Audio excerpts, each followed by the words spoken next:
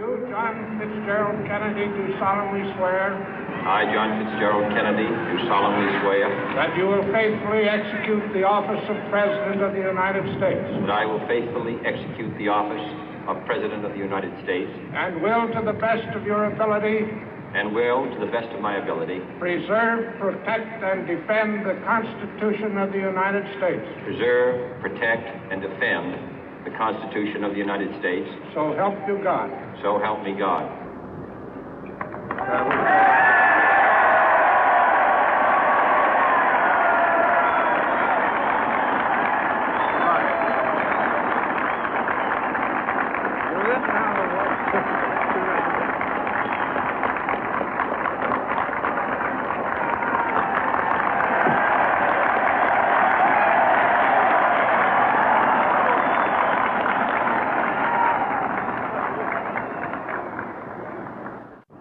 Vice President Johnson, Mr. Speaker, Mr. Chief Justice, President Eisenhower, Vice President Nixon, President Truman, Reverend clergy, fellow citizens.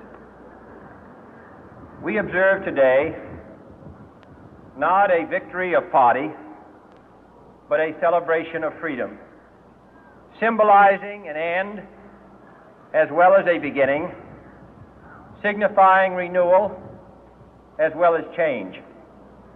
For I have sworn before you and Almighty God the same solemn oath our forebears prescribed nearly a century and 3/4 ago. The world is very different now, for man holds in his mortal hands the power to abolish all forms of human poverty and all forms of human life. And yet the same revolutionary beliefs for which our forebears fought are still at issue around the globe. The belief that the rights of man come not from the generosity of the state, but from the hand of God. We dare not forget today that we are the heirs of that first revolution.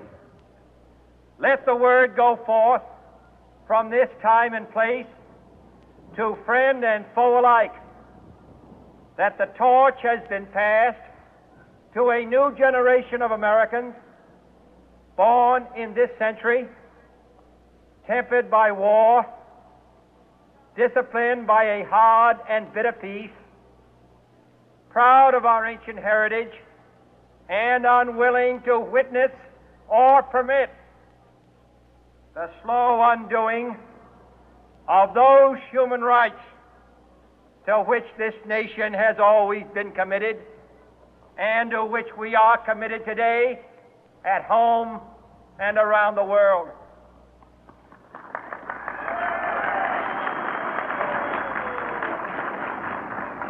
Let every nation know, whether it wishes us well or ill, that we shall pay any price, bear any burden, meet any hardship, support any friend, oppose any foe to assure the survival and the success of liberty.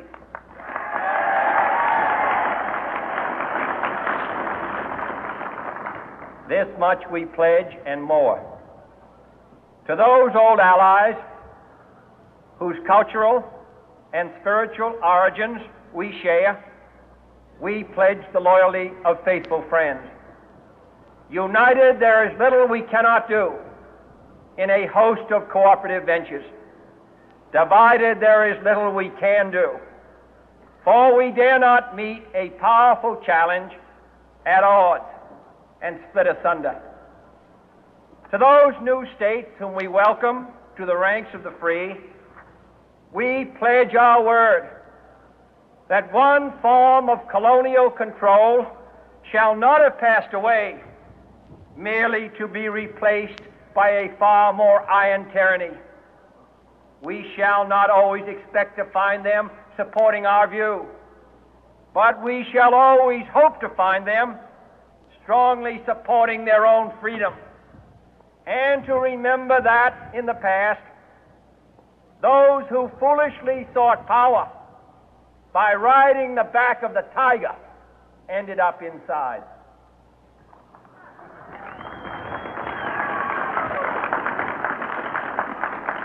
To those people in the huts and villages of half the globe struggling to break the bonds of mass misery, we pledge our best efforts to help them help themselves for whatever period is required, not because the communists may be doing it, not because we seek their votes, but because it is right.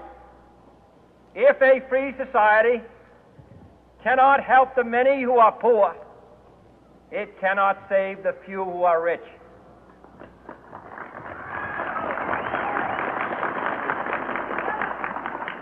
To our sister republics south of our border, we offer a special pledge to convert our good words into good deeds, in a new alliance for progress, to assist free men and free governments in casting off the chains of poverty. But this peaceful revolution of hope cannot become the prey of hostile powers. Let all our neighbors know that we shall join with them to oppose aggression or subversion anywhere in the Americas.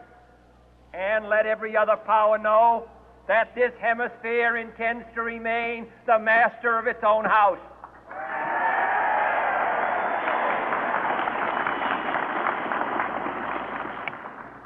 To that World Assembly of Sovereign States, the United Nations, our last best hope, in an age where the instruments of war have far outpaced the instruments of peace, we renew our pledge of support to prevent it from becoming merely a forum for invective, to strengthen its shield of the new and the weak, and to enlarge the area in which its writ may run.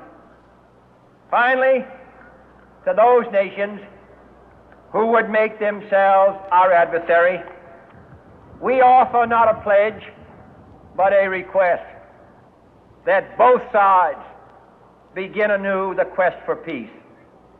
Before the dark powers of destruction, unleashed by science, engulf all humanity in planned or accidental self-destruction, we dare not tempt them with weakness, for only when our arms are sufficient beyond doubt can we be certain beyond doubt that they will never be employed.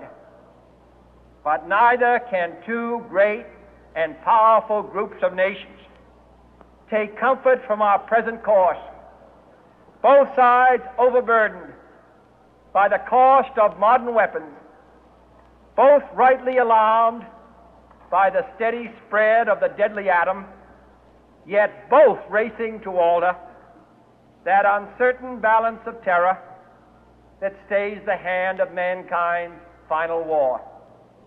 So let us begin anew, remembering on both sides that civility is not a sign of weakness, and sincerity is always subject to proof. Let us never negotiate out of fear, but let us never fear to negotiate.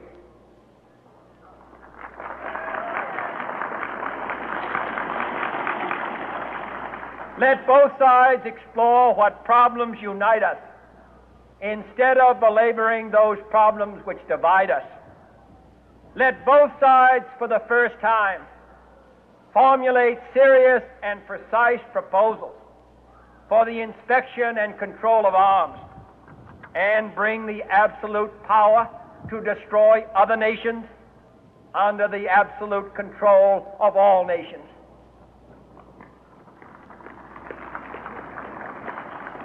Let both sides seek to invoke the wonders of science instead of its terrors. Together, let us explore the stars, conquer the deserts, eradicate disease, tap the ocean depth, and encourage the arts and commerce.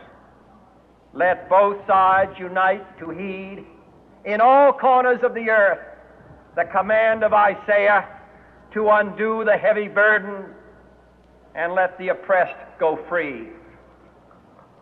And if a beachhead of cooperation may push back the jungle of suspicion, let both sides join in creating a new endeavor, not a new balance of power, but a new world of law, where the strong are just and the weak secure and the peace preserved. All this will not be finished in the first 100 days, nor will it be finished in the first 1,000 days, nor in the life of this administration, nor even perhaps in our lifetime on this planet. But let us begin.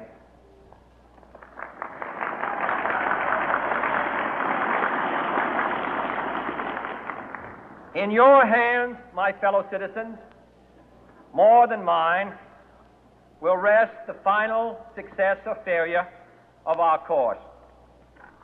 Since this country was founded, each generation of Americans has been summoned to give testimony to its national loyalty. The graves of young Americans who answered the call to service surround the globe. Now the trumpet summons us again, not as a call to bear arms, though arms we need, not as a call to battle, though in battle we are, but a call to bear the burden of a long twilight struggle, year in and year out, rejoicing in hope, patient in tribulation, a struggle against the common enemies of man, tyranny, poverty, disease, and war itself. Can we forge against these enemies a grand and global alliance, north and south, east and west, that can assure a more fruitful life for all mankind? Will you join in that historic effort?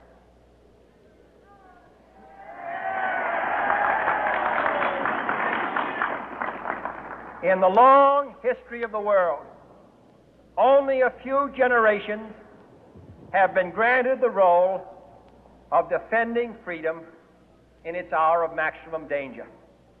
I do not shrink from this responsibility. I welcome it.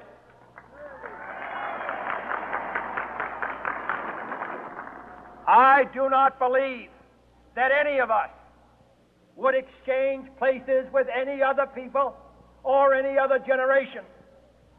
The energy, the faith, the devotion which we bring to this endeavor will light our country and all who serve it.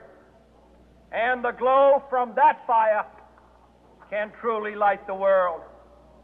And so, my fellow Americans, ask not what your country can do for you. Ask what you can do for your country.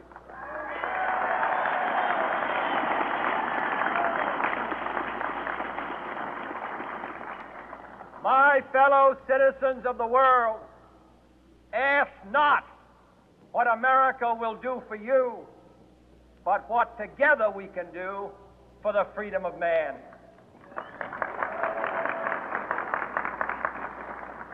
Finally, whether you are citizens of America or citizens of the world, ask of us here the same high standards of strength and sacrifice which we ask of you. With a good conscience, our only sure reward, with history the final judge of our deeds, let us go forth to lead the land we love, asking His blessing and His help, but knowing that here on earth God's work must truly be our own.